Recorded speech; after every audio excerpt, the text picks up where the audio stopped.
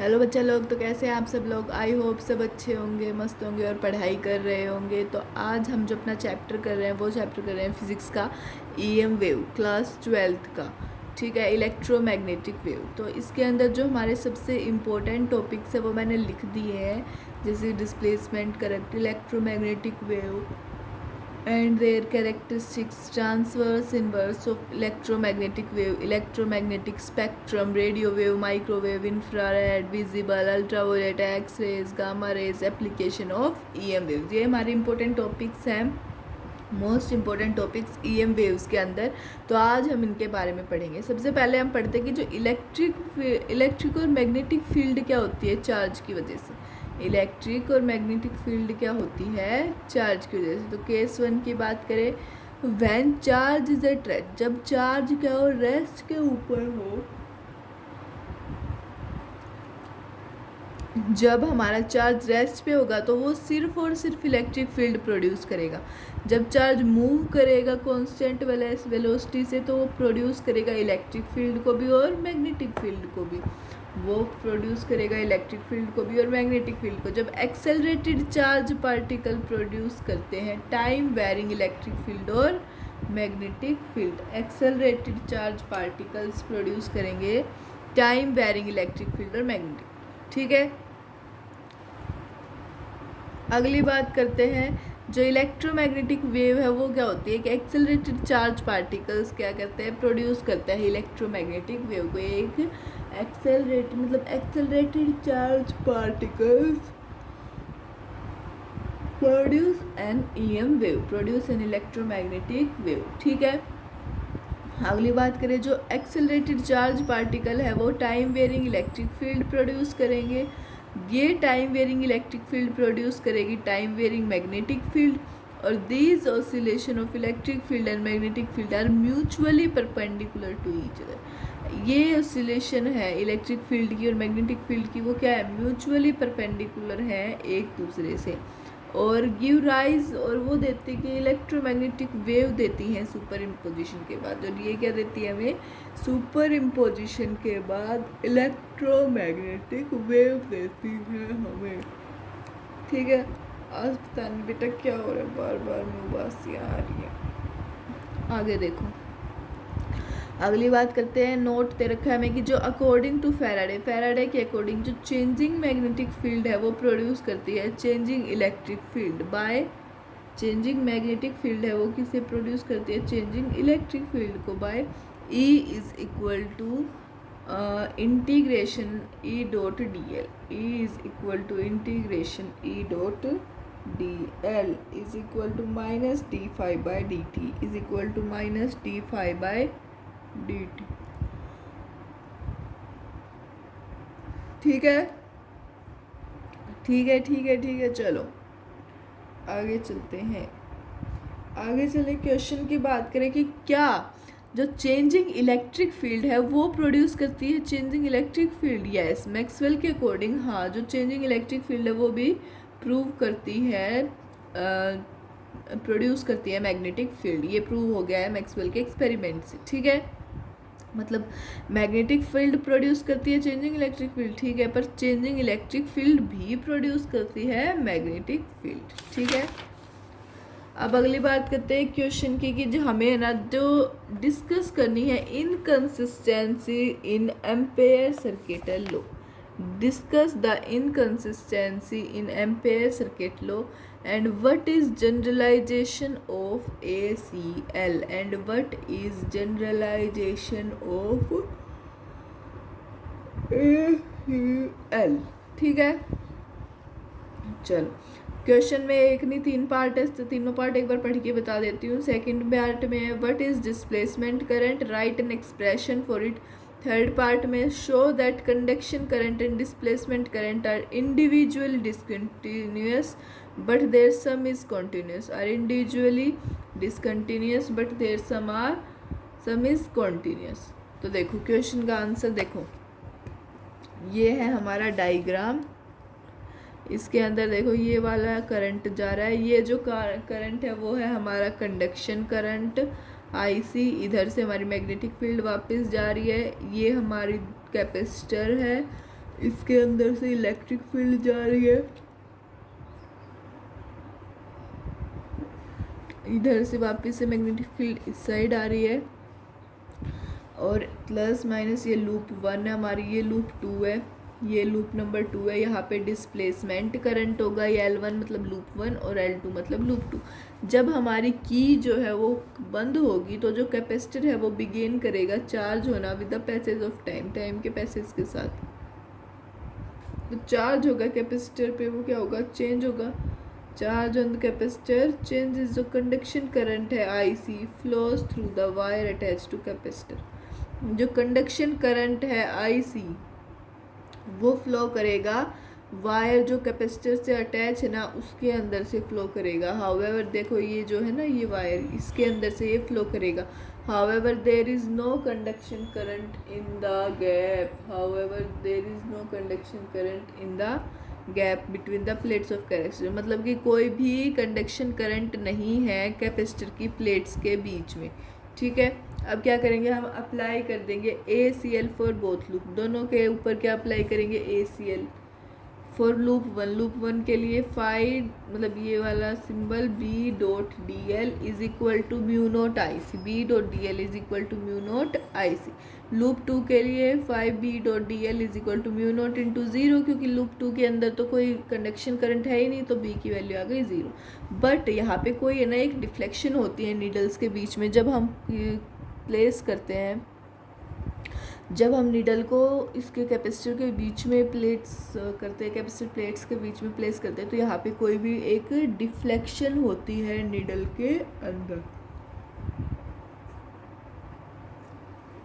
Also there is inconsistency in ACL for the circuit contain capacitor। यहाँ पे क्या है, इनकन्सिस्टेंसी भी है ACL में for the circuit contain capacitor, कोई सर्किट ऐसा सर्किट जो कैपेसिटर को कंटेन करे, because of discontinuity of conduction current, किसकी वजह से, डिसकंटिन्यूटी इन कंडक्शन करंट की वजह से, ठीक है। अगली बात करते हैं Maxwell modification for ACL for concept of displacement. Maxwell modification for ACL for concept of displacement current. हमें बताना है कि मैक्सवेल मॉडिफिकेशन क्या थी, किसके लिए, डिस्प्लेसमेंट करंट के कंसेप्ट के लिए। तो देखो मैक्सवेल ने सजेस्ट किया था, एक मिनट बेटा, एक मिनट रुको आप बस।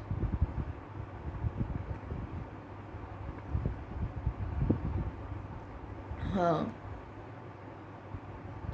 जो मैक्सवेल है उसने सजेस्ट किया था कि टाइम वेरिंग इलेक्ट्रिक फील्ड की वजह से जो प्लेट्स के बीच में है, plate varying electric field between the plates an electric current called displacement current, एक इलेक्ट्रिक करंट होता है जिसको हम क्या कहते हैं, displacement current ID, also flows across the space, also flow वो भी फ्लो करता है स्पेस के अंदर between the plates of capacitor, between the plates of capacitor, capacitor की प्लेट्स के बीच में, ठीक है। अब अगली बात करते हैं टाइम वेरिंग इलेक्ट्रिक फील्ड से बनाएगा डिस्प्लेसमेंट करंट, डिस्प्लेसमेंट करंट से बनाएगा time varying magnetic field, time varying magnetic field, ठीक है। अगली बात करें according to Maxwell modified ACL is, Maxwell के अकॉर्डिंग जो मॉडिफाइड ACL है वो क्या होगा, तो वो होगा phi dP.dl is equal to mu naught into IC plus ID, पर IC और ID क्या है, इक्वल होंगे, IC और ID इक्वल है, ठीक है। अगली बात करते हैं डिस्प्लेसमेंट करंट की। The current arises due to change in electric field or electric flux with time is called displacement current। ऐसा करंट जो अराइज हो किसकी वजह से, due to change in electric field, electric field के अंदर चेंज या फिर इलेक्ट्रिक फील्ड के इलेक्ट्रिक फ्लक्स में चेंज, किसकी वजह से, टाइम की वजह से, तो उसको हम कहेंगे displacement current, is called displacement current. अगली बात आती है expression for displacement current. Displacement current के लिए एक्सप्रेशन क्या होगी, तो देखो जो इलेक्ट्रिक फील्ड है प्लेट्स के बीच में, electric field between the plates of capacitor, तो E is equal to sigma by epsilon naught, sigma is equal to Q by A, और E इज इक्वल टू क्या आ गया, Q by A epsilon naught, Q by A epsilon naught. ठीक है, अगली बात करते हैं electric flux across the capacitor, electric flux across the capacitor, तो phi is equal to E dot A, phi is equal to E dot A, तो phi is equal to Q by A epsilon naught into A से A cancel, तो phi आ गया हमारा Q by epsilon naught, Q by epsilon naught. ठीक है, अगली बात के since charge is varying with respect to time then flux is also varying with respect to time. Since charge is varying with respect to time, मतलब कि charge very करता है time के रेस्पेक्ट में, तो फ्लक्स जो है वो भी वेरी करता है टाइम के रेस्पेक्ट में, टाइम के रेस्पेक्ट में। ठीक है, जो D phi by D T होता है वो क्या होता है, किसके equal, 1 by epsilon naught D Q by D T is equal to I D is equal to epsilon naught D phi by D T, epsilon naught D phi by D T. ठीक है, ठीक है, अगली बात करें Maxwell modification of A C L, Maxwell modification of A C L, तो ये क्या है, phi B dot D L is equal to mu naught I C plus I D, mu naught I C plus I D. तो जहाँ पे हमारा जो आई सी है वो क्या है, कंडक्शन करंट, किसकी वजह से, फ्लो ऑफ चार्ज की वजह से। जो आई सी है वो किसके इक्वल आ गया, D Q by D T, I C हमारा किसके इक्वल आया, D Q by D T के। आई डी क्या है, displacement current due to change in में इलेक्ट्रिक फ्लक्स, ये किसकी वजह से होता है, इलेक्ट्रिक फ्लक्स के अंदर चेंज की वजह से। तो आई डी क्या आ गया, epsilon naught D phi by D T, epsilon naught D phi by D T. ठीक है, अगली बात आती है कि हमें प्रूव करना है कि जो आईसी और आईडी है वो क्या है, इक्वल है। हमें प्रूव करना है कि जो आईसी है और आईडी है हमारा वो इक्वल है। तो देखो प्रूफ क्या है, ये आईसी करंट जा रहा है, इसके अंदर हमारा आईडी है, तो आईसी क्या हो गया, D Q by D T, ID हमारा क्या होता है, epsilon naught D phi by D T. तो फाई की वैल्यू क्या होती है, ई dot A, E dot A, तो ID equal to epsilon naught D E dot A D T. तो आईडी क्या आ गया, ई की जगह Q by A epsilon naught, A से A cancel, Q by epsilon naught, epsilon naught बाहर आया तो इससे A cancel, D Q by D T, I D आ गया हमारा I D Q by D T, तो I D equal to I C, I D equal to I सी। ठीक है, अगली बात करते हैं कॉन्टीन्यूटी ऑफ करंट, करंट की कॉन्टीन्यूटी। तो आई सी और आई डी है वो दोनों के दोनों बोथ इंडिविजुअली तो क्या होते हैं, डिसकॉन्टीन्यूस। वैसे कॉन्टीन्यूस होते हैं बट अकेले के अंदर बात करें तो जो कॉन्टीन्यूटी है करंट की, मतलब कि जो आईडी और आईसी है वो क्या होते हैं, डिसकंटिन्यूअस होते हैं। वो क्या होते हैं, दोनों के दोनों अकेले में डिसकंटिन्यूअस होते हैं। ठीक है, अगली बात करें मैक्सवेल्स की इक्वेशन की। तो जो गॉस लॉ है फॉर इलेक्ट्रोस्टैटिक, इलेक्ट्रोस्टैटिक के लिए गॉस लॉ है, उसकी बात करें तो phi E dot D S is equal to Q by epsilon naught, phi D E dot D S is equal to Q by epsilon naught, Q by epsilon naught. ठीक है, ठीक है, चलो अगली बात करें तो Gauss law for magnetism, magnetism के लिए Gauss law, phi B dot D S is equal to zero, phi B dot D S is equal to zero. तो एम्पेयर मैक्सवेल सर्किटल लॉ की बात करें तो phi B dot D L is equal to क्या हो गया हमारा, mu naught I C plus I D is equal to mu naught I C plus mu naught I epsilon naught D phi B by D T, D phi B by D T. ठीक है, चलो next बात करते हैं transverse nature of EM wave, transverse nature of EM wave. तो Maxwell के according जो EM wave है वो ऐसी वेव है जिनके अंदर यहाँ पे साइनोसोडियली वेरिएशन होती है मैग्नेटिक फील्ड की और इलेक्ट्रिक फील्ड की। At right angle to each other, किसके ऊपर, राइट एंगल के ऊपर, as well as perpendicular to the direction of wave propagation, as well as ये क्या है, परपेंडिकुलर है डायरेक्शन ऑफ वेव प्रोपोगेशन के। ठीक है, ये हमारा एक डायग्राम है, इसके अंदर देखो ये ऐसे साइन का ग्राफ है, ये साइन वाला, sign K x omega T, ये हमारा इलेक्ट्रिक फील्ड के लिए है, और ये है मैग्नेटिक फील्ड के लिए, ये है मैग्नेटिक फील्ड के लिए, तीनों एक्सिस के अंदर, वाई में भी, एक्स में भी, जेड में। ठीक है, जो ईएम वेव है वो प्रोपगेट किसके अंदर करेगी, एक्स डायरेक्शन में, वो किस में प्रोपगेट करेगी, एक्स डायरेक्शन में। ठीक है, अगली बात करते हैं equation of EM electric field और मैग्नेटिक फील्ड। इक्वेशन की बात करें इलेक्ट्रिक फील्ड और मैग्नेटिक फील्ड की, तो इलेक्ट्रिक फील्ड के लिए क्या हो जाएगा, E Y is equal to E naught sine K X minus omega T, E Y is equal to E naught sine K X minus omega T. जो electric field है वो वेरी करती है sinusoidally in Y direction, Y direction के अंदर कैसे very करती है, साइनोसोडियली। और मैग्नेटिक फील्ड की बात करें तो magnetic field B Z is equal to B naught sine K X minus omega T, B Z is equal to B naught sine K X minus omega T. तो magnetic field भी vary करेगी sinusoidally in Z direction, जो magnetic field है वो भी vary करेगी sinusoidally in Z direction. ठीक है, जेड डायरेक्शन।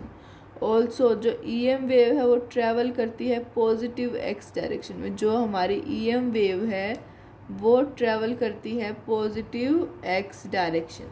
ठीक है, तो के की वैल्यू क्या आ गई, 2 पाई लैम्डा, जहाँ पे हमारा के जो होता है वो क्या होता है, वेव नंबर, और ओमेगा होता है एंगुलर फ्रीक्वेंसी, एंगुलर फ्रीक्वेंसी। ठीक है, चलो अगली बात करें कि ओमेगा की वैल्यू दे दी 2 पाई एफ, और ओमेगा क्या आ गया हमारा 2 पाई बाय टी, एफ होता है वो क्या होती है frequency 1 by T, 1 by T. तो omega equal to 2 pi F is, और या फिर omega equal to 2 pi by T. तो जो स्पीड ऑफ वेव है वो क्या हो गई, v is equal to omega by K, v is equal to omega by K. तो v किसके इक्वल आ गया, 2 pi F divided by 2 pi by lambda, 2 pi 2 से कैंसिल, तो v आ गया इक्वल हमारा frequency into lambda, frequency into lambda आ गया, फ्रीक्वेंसी इंटू लैम्डा। ठीक है, अगली बात करें properties of EM waves. EM waves की प्रॉपर्टीज़ की बात करें तो जो फर्स्ट है वो क्या है, जो ईएम वेव है वो प्रोड्यूस होता है बाय एक्सेलरेटिंग और ऑसिलेटिंग चार्ज। जो ईएम वेव है वो प्रोड्यूस किस तरह से होता है, एक्सेलरेटिंग और ऑसिलेटिंग चार्ज की वजह से प्रोड्यूस होती है। ठीक है, उनके पास कोई भी मीडियम नहीं होता है प्रोपोगेशन के लिए, they do not require any medium for propagation. जो वेव ट्रेवल करती है फ्री स्पेस में उसकी जो स्पीड होती है वो होती है 3 × 10⁸ मीटर पर सेकेंड। जो वेव ट्रेवल करती है उसकी स्पीड होती है 3 × 10⁸ मीटर पर सेकेंड। ठीक है, हमें जैसे रिलेशन दे रखा है वैक्यूम के अंदर, c is equal to 1/√μ0 epsilon naught. तो c क्या हो गया, c इज इक्वल टू 1/√, में 4 पाई μ0 की वैल्यू होती है 4 पाई इंटू 10⁻⁷, और एप्सिलॉन नॉट की वैल्यू होती है 8.85 इंटू 10⁻12। तो c की वैल्यू आ गई 3 × 10⁸ मीटर पर सेकेंड, 3 × 10⁸ मीटर पर सेकेंड। ठीक है, अगली बात करें मीडियम की, तो मीडियम के अंदर v क्या है, v इज इक्वल टू 1/√, में μm em is equal to क्या आ गया 1/√, में μ0 μr एप्सिलॉन r। तो v की वैल्यू क्या गई 1/√, में μ0 एप्सिलॉन इंटू 1/√, में μr एप्सिलॉन r। ठीक है, v को लिख सकते हैं ना, तो v इज इक्वल टू क्या आ गया c/√, में μr e r। ठीक है, एप्सिलॉन r। चलो अगली बात करते हैं कि जो दोनों इलेक्ट्रिक फील्ड और मैग्नेटिक फील्ड है वो मैक्सिमम भी हो सकती है, मिनिमम होती है, वो मैक्सिमम हो जाती है, मिनिमम हो जाती है और ज़ीरो हो जाती है जब सेम टाइम हो और बोथ इन सेम फेज हो, जब दोनों क्या हो, सेम फेज में और सेम टाइम पे, ठीक है। जो क्रॉस प्रोडक्ट है वो क्या है, क्रॉस प्रोडक्ट है इलेक्ट्रिक फील्ड का और मैग्नेटिक फील्ड का। वो क्या करता है, ईएम वेव की डायरेक्शन को बताता है। Cross product of electric field और magnetic field tells the direction of EM waves, tells the direction of EM wave, ठीक है। जो ईएम वेव होती है वो ट्रांसवर्स होती है नेचर के अंदर, ईएम वेव ट्रांसवर्स होती है नेचर के अंदर, ठीक है। जो एम्पलीट्यूड है इलेक्ट्रिक फील्ड और मैग्नेटिक फील्ड का फ्री स्पेस में वो रिलेट है, जैसे कि epsilon naught divide by B naught equal to C, epsilon naught divide by B naught equal to C, ठीक है। अब हमें एक क्वेश्चन दे रखा है कि जो मैग्नेटिक फील्ड है ईएम वेव में वो हमें दी है 2 × 10⁻⁷ साइन 0.5 × 10⁻³ प्लस 1.5 × 10⁻11 t, ठीक है। हमें बतानी है वेवलेंथ और फ्रीक्वेंसी वेव की, वेलोसिटी बतानी है और एक्सप्रेशन लिखनी है इलेक्ट्रिक फील्ड के लिए, ठीक है। चलो अब बात करते हैं हम सॉल्यूशन की। सॉल्यूशन एक बार देखो आप, हाँ सॉल्यूशन की बात करें तो सबसे पहले देखो के होता है हमारा 2π/λ, तो लैम्डा क्या गया 2π/k, तो लैम्डा हो गया हमारा 2π/0.5 × 10⁻³ तो लैम्डा की वैल्यू आ गई 2π/5 × 10⁻², ठीक है। अगली इक्वेशन आती है ओमेगा, जो होता है वो होता है हमारा 2πf, तो f हो गया ω/2π, तो f हो गया 1.5 × 10⁻11 डिवाइड बाय 2π, तो f की वैल्यू आ गई हमारी 7.5 × 10⁻10 divide by pi, 7.5 × 10⁻10 divide by pi, ठीक है। सेकंड बात करें तो v क्या होता है f × लैम्डा, तो v हो गया f × lambda, 7.5 × 10⁻10 divide by pi × 10 into 2π/5 × 10⁻⁻2, तो v की वैल्यू आ गई 3 × 10⁸ मीटर पर सेकेंड, 3 × 10⁸ मीटर पर सेकेंड, ठीक है।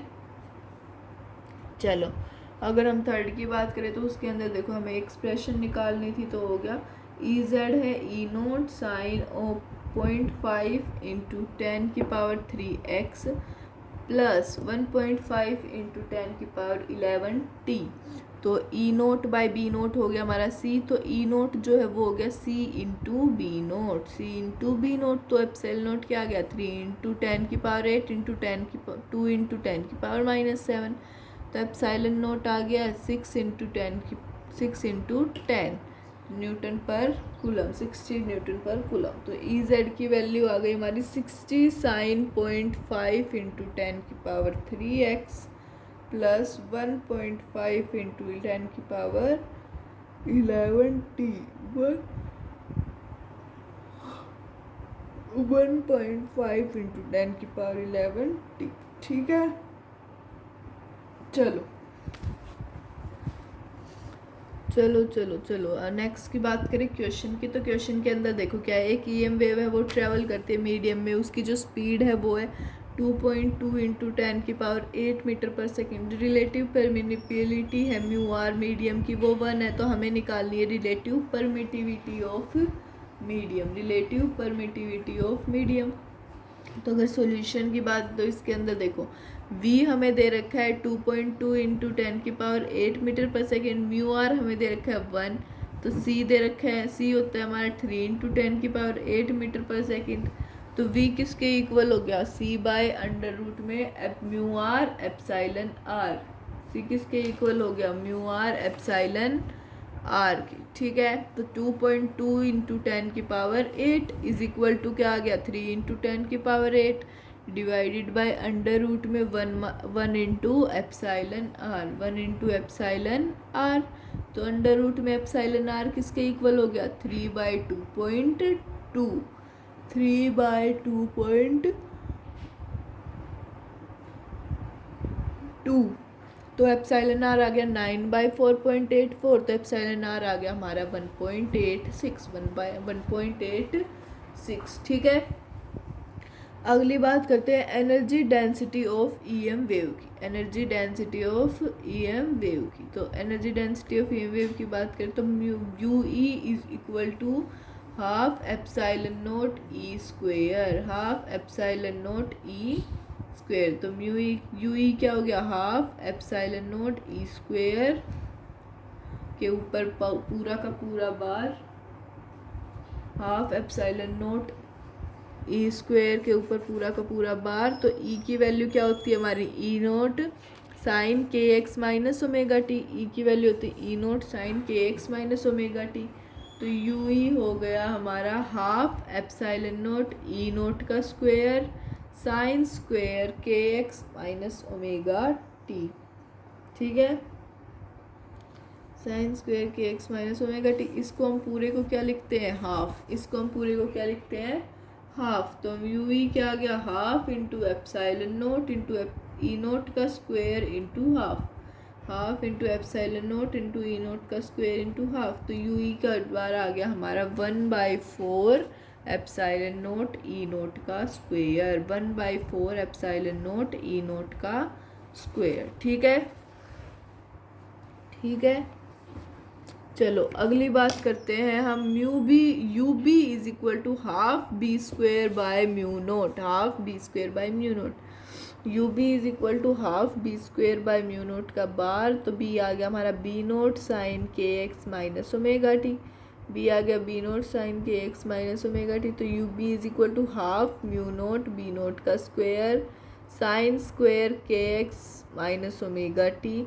तो यू बी आ गया हमारा 1/2 epsilon mu naught B naught का स्क्वेयर साइन स्क्वेयर के एक्स माइनस ओमेगा टी का होल बार। तो ये होता है हमारा हाफ। देखो ऐसे ऐसे निकलते जाएंगे, ये निकल गया, फिर पहले पहले ये वाला निकल गया, फिर ये वाला निकल गया, अब ये बचा, तो ये कितना आ गया, हाफ। तो यू बी बार आ गया हमारा 1/4 बी नोट का square by mu naught, B naught का स्क्वेयर बाय म्यू नोट, ठीक है। तो अगली बात करते हैं total energy density of EM wave, EM wave की टोटल एनर्जी डेंसिटी के बारे में। तो U is equal to U E plus U B, U is equal to U E plus U B, ठीक है। तो ये आ गया equal 1/4 epsilon naught E naught का square plus 1/4 B naught square by mu naught, B naught square by mu naught, ठीक है। चलो अगली बात करते हैं हम प्रूफ की। तो प्रूफ क्या है कि ये जो यू ई है वो हमारा किसके इक्वल है, यू बी के इक्वल है, यू ई जो है वो हमारा यू बी के इक्वल है।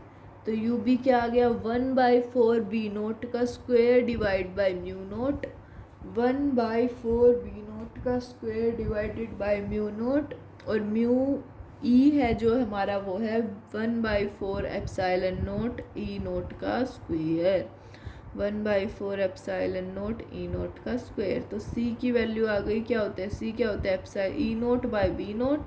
तो ई नोट हो गया हमारा सी इंटू बी नोट, सी इंटू बी नोट। तो यू ई बार आ गया हमारा 1/4 epsilon note C square B naught का स्क्वेयर, क्योंकि यहाँ पे ई नोट का स्क्वेयर दे रखा था, एक मिनट, यहाँ पे हमारा ई नोट का स्क्वेयर दे रखा था ना, तो उसकी जगह क्या गया, सी इंटू बी नोट, तो C square into B naught का स्क्वेयर। तो जो हमारा सी होता है वो हमने क्या पढ़ा था, 1/√, में म्यू नोट एप्सिलॉन नोट, 1/√, में म्यू नोट एप्सिलॉन नोट। तो यू ई हो गया 1/4 epsilon naught into 1/यू note E note, ये कैसे अंडर रूट हट गया क्योंकि सी स्क्वेयर है, इंटू बी नोट का स्क्वेयर, एप्सिलॉन नोट से एप्सिलॉन नोट कैंसिल। तो म्यू ई आ गया हमारा 1/4 इंटू बी नोट का square divide by mu naught. तो ये किसके इक्वल होता है, यू बी के इक्वल होता है, ये किसके इक्वल होता है, यू बी के। तो U E equal to U B आ गया हमारा, U E equal to U B आ गया, ठीक है। अगर बात करें जो एनर्जी है वो शेड होती है इक्वली मैग्नेटिक फील्ड में भी और इलेक्ट्रिक फील्ड में भी। तो U is equal to 1/4 epsilon naught E naught का स्क्वायर प्लस 1/4 बी नोट का square divide by mu naught हो गया, ठीक है।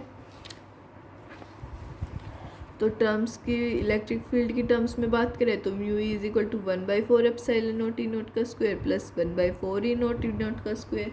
तो ये आ गया half epsilon naught E naught का स्क्वायर, ठीक है। उसके बाद करें मैग्नेटिक फील्ड की बात करें तो U B is equal to 1/4 B naught का square divided by mu naught. Plus 1/4 B naught का square divided by mu naught. तो यू भी आ गया हमारा हाफ बी नोट का square by mu naught, half B naught का square by mu naught. ठीक है, चलो अगली बात करते हैं हम इलेक्ट्रोमैग्नेटिक स्पेक्ट्रम की। किसकी बात करते हैं? इलेक्ट्रोमैग्नेटिक स्पेक्ट्रम की। तो देखो इसके अंदर जो सबसे पहले होती है वो क्या होती है? Gamma rays. हमारी कौन सी रेज होती है? Gamma rays. उसके बाद एक्स रे, उसके बाद होती है हमारी, एक मिनट रुको बेटा, एक मिनट, जस्ट अ सेकेंड। ये क्या होता है? हाँ, और इससे पहले आप बता ही रही हो तो साथ साथ बता देती हूँ कि इसके अंदर हम सिर्फ और सिर्फ थ्योरी करने वाले हैं और कोई भी चीज़ नहीं कर रहे, क्योंकि क्वेश्चंस नहीं कर रहे। क्वेश्चंस की मैं आपके लिए अलग से वीडियो बनाऊंगी। और अगर आपको ऐसा ही है कि क्वेश्चंस करने हैं तो आप टेलीग्राम चैनल को ज्वाइन कर सकते हो, उसके ऊपर मैं आपको सब कुछ बता दूँगी। ठीक है, मतलब कि वहाँ पे आपको क्वेश्चंस प्रोवाइड कर दूँगी कि आप खुद से सॉल्व, उसके सॉल्यूशंस भी प्रोवाइड हो जाएंगे। ठीक है, चलो तो इसके अंदर सबसे पहले बात करते हैं, एक मिनट रुको बेटा, एक मिनट, मैं दूसरी नोटबुक को लेके आ रही हूँ, दूसरी चीज़ को। देखो इलेक्ट्रोमैग्नेटिक स्पेक्ट्रम की बात करें तो वो क्या होता है? जो ऑर्डरली डिस्ट्रीब्यूशन होता है ईएम वेव का या फिर रेडिएशन का, किसके अकॉर्डिंग? उनकी वेवलेंथ या फिर फ्रीक्वेंसी के अकॉर्डिंग, तो उसको हम कहते हैं इलेक्ट्रोमैग्नेटिक स्पेक्ट्रम। तो उसको हम क्या कहते हैं? Electromagnetic spectrum. तो देखो ये कहाँ से स्टार्ट होती है? सबसे पहले होती है गामा रेज, फिर एक्स रे, फिर यूवी रे, फिर विजिबल रेज, फिर इंफ्रारेड रेज, उसके बाद माइक्रोवेव रेज, फिर रेडियो वेव रेज। ठीक है, अब विब्योर होता है तो इसके अकॉर्डिंग देखो ये क्या होती है? एनर्जी होती है, फ्रीक्वेंसी वो इस साइड जाते जाते डिक्रीज करती है। एनर्जी क्या होती है? डिक्रीज करती है, और वेवलेंथ इंक्रीज करती है। मतलब कि सबसे ज़्यादा पहले यहाँ पे सबसे छोटी होगी, फिर बढ़ती जाएगी, फिर बढ़ती जाएगी, फिर बढ़ती जाएगी। तो वेवलेंथ इंक्रीज करेगी और एनर्जी क्या करेगी? डिक्रीज करेगी।